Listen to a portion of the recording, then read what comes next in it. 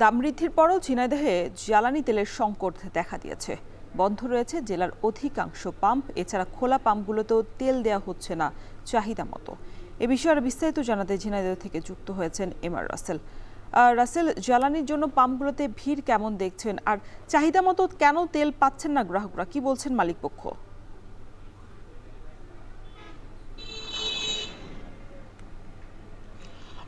জ্যোতিকা, প্রায় ২ মাস ধরে দেশে চলমান যে জ্বালানি তেলের অস্থিরতা, সেটি কিন্তু ঝিনাইদহে আরো তীব্র আকার ধারণ করেছে। আপনি নিশ্চয়ই জানেন যে ইতিমধ্যে প্রত্যেকটা জ্বালানি তেলের দাম ১৫ থেকে ২০ টাকা পর্যন্ত বাড়ানো হয়েছে। তারপরও যে পাম্পে তেল প্রত্যাশী গ্রাহক যারা রয়েছে তাদের যে দীর্ঘ লাইন, সেটি কিন্তু আমরা দেখতে পেয়েছি। এদিকে জেলার বেশ কয়েকটি তেল পাম্প জ্বালানি তেল সংকটের কারণে বন্ধ থাকায় যে তেল পাম্পগুলোয় তেল দেওয়া হচ্ছে, সেখানে তেল প্রত্যাশী গ্রাহক যারা রয়েছে তাদের যে উপচে পড়া ভিড়।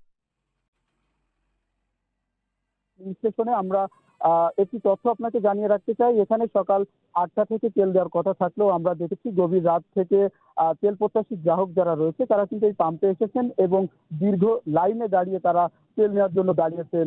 এদিকে ৮টা থেকে তেল দেওয়ার কথা থাকলেও এখন কিন্তু ৮টা ১৫ বাজে, এখনো পর্যন্ত কিন্তু এই পাম্পে তেল দেওয়া হচ্ছে না, যার কারণে গ্রাহক যারা কিন্তু বাড়ছে। আমরা এদিকে তেল প্রত্যাশী গ্রাহক যারা রয়েছে তাদের সঙ্গে কথা বলেছি। তারা বলছেন যে জ্বালানি তেলের দাম বাড়ানোর পরও তাদের যে ভোগান্তি সেটি কিন্তু এক ফোঁটাও কিন্তু কমছে না। তারা বলছেন যে একযোগে প্রত্যেকটা তেল পাম্পে যদি তেল দেওয়া হয় এবং পাশাপাশি যদি খোলা বাজারে তেল সরবরাহ করা হয় তাহলে তাদের যে ভোগান্তি সেটি কিন্তু অনেকটাই কমে আসবে। এদিকে পাম্প মালিক যারা রয়েছে আমরা তাদের সঙ্গে কথা বলেছি। তারা আমাদেরকে জানিয়েছেন যে তারা ডিপো থেকে যতটুকু তেল পাচ্ছেন সময় মতো সেটি কিন্তু ট্যাগ অফিসারের মাধ্যমে বন্টন করছেন। এদিকে ডিজেল প্রত্যাশী যারা রয়েছে বিশেষ করে কৃষক, তারাও কিন্তু ব্যাপক ভোগান্তিতে পড়েছে। আপনি জানেন যে এখন কিন্তু ঝিনাইদহে বোরো ধানের মৌসুম চলছে এবং অনেক কৃষক তাদের যে জমিতে বোরো ধান রয়েছে তাদের সেচ ব্যবস্থার যে ডিজেল প্রয়োজন সেটিও কিন্তু তারা পর্যাপ্ত পরিমাণ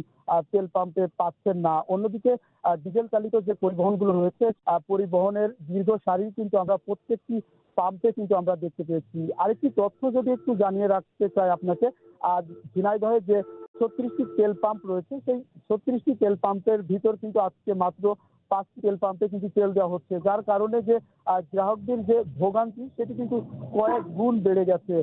তারা বলছেন যে নিয়মিত তেল না পাওয়ার কারণে তাদের যে প্রতিদিন এসে তীব্র তাপদাহের ভিতরে লাইনে দাঁড়িয়ে থাকছেন এবং এই তেল সংগ্রহের জন্য তাদের যে সময় নষ্ট হচ্ছেন, এতে কিন্তু তারা ব্যাপক ভোগান্তিতে পড়ছে। তারা ইতিমধ্যে দাবি করছেন যে প্রতিদিনই যেন যে পাম্পগুলো রয়েছে সেই পাম্পগুলোই একযোগে তেল দেওয়া হয়, এমনটাই কিন্তু তারা চাচ্ছেন। অপরদিকে পাম্প মালিক তারা বলছেন যে গতকাল শুক্রবার সরকারি ছুটির দিন ছিল, যার কারণে কিন্তু তারা ডিপো থেকে তেল আনতে পারেননি, যার কারণে কিন্তু অনেক তেল পাম্পগুলো জ্বালানি তেল সংকটের কারণে কিন্তু তারা বন্ধ রেখেছেন। পাশাপাশি যদি আরেকটু তথ্য আপনাকে জানিয়ে রাখতে চাই যে এই যে ডিজেল সংকটের কারণে একদিকে তীব্র তাপদাহ এবং ঝিনাইদহে ভয়াবহ লোডশেডিং চলছে, যার কারণে কিন্তু যে পেট্রোল চালিত যে সকল সেচ পাম্পগুলো রয়েছে, ডিজেল চালিত যে সেচ পাম্পগুলো রয়েছে সেগুলোর কিন্তু ব্যাহত হচ্ছে, তাদের যে কৃষিকাজ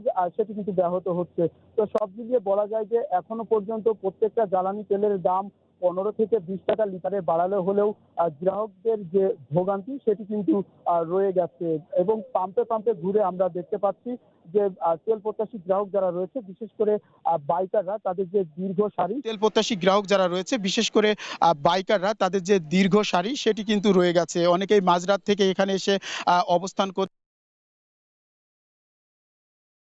ঝিনাইদহে জ্বালানি তেলের তীব্র সংকট দেখা দিয়েছে, এতে চরম ভোগান্তিতে পড়েছেন গ্রাহকরা। সে বিষয়ে বিস্তারিত জানাচ্ছিলেন সহকর্মী এমআর রাসেল।